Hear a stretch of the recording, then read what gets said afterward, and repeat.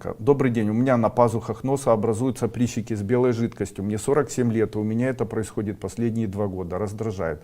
Не могу понять, что их провоцирует. Подскажите, пожалуйста, Ксения. Это комедоны у вас возникают. Когда у человека возникают комедоны, это говорит о том, что у него очень высокие титры, или очень наоборот, очень низкие титры функциональной деятельности щитовидной железы. Очень часто одними из признаков гипофункции щитовидной железы или аутоиммунных заболеваний щитовидной железы является появление белых черных комедонов на лице, появление белых прыщей, особенно в области носа и носогубных треугольников. Я рекомендую использовать препарат тератозин по 2 таблетки 3 раза в день, а также принимать в виде горки препараты. Итак, вы видите лишний вес.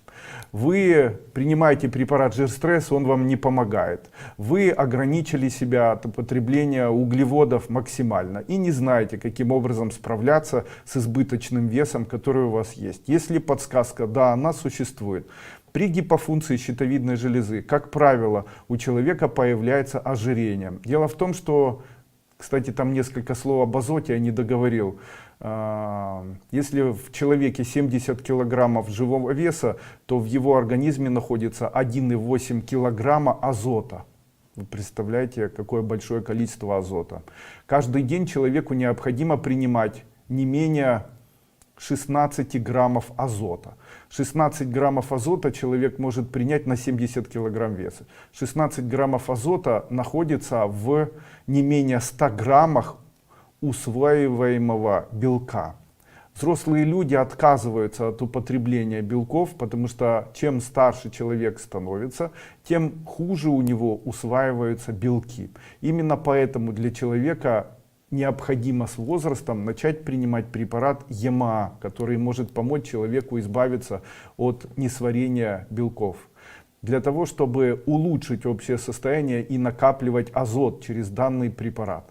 Также азот можно получить, применяя нитроглицерин в небольшом количестве. Именно поэтому в случае, если у вас есть вялость мышечной структуры, что говорит о том, что не усваивается белок, вам необходимо по чуть-чуть принимать препараты, в которых находится соединение азота. Это глицерин по четверть таблетки 1-2 раза в день. Это препарат, можно Виагра, которые будут стимулировать дыхательные циклы. Второй вариант — это просто быстрые пробежки, это дыхание на улице, что тоже приводит к улучшению метаболизма. То есть чем старше мы становимся, тем более активный образ жизни необходимо нам вести.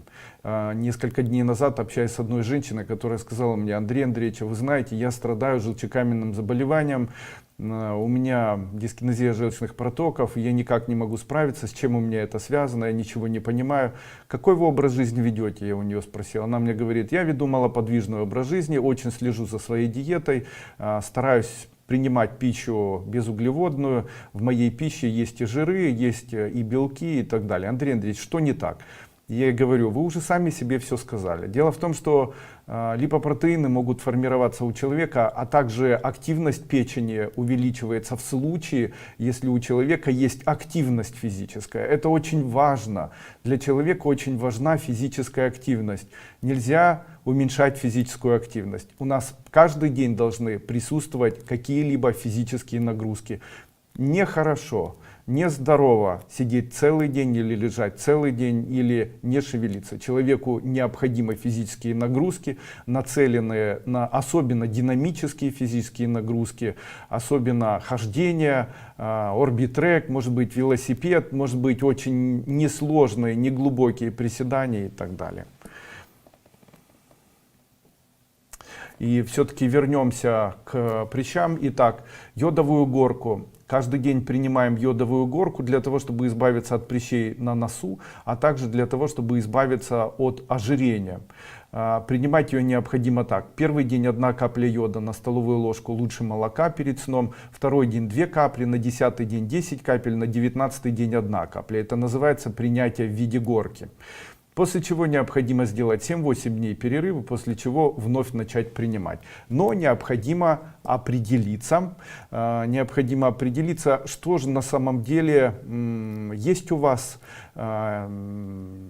потребность в йоде или нет. Каким образом это необходимо сделать? Возьмите йодный тампон или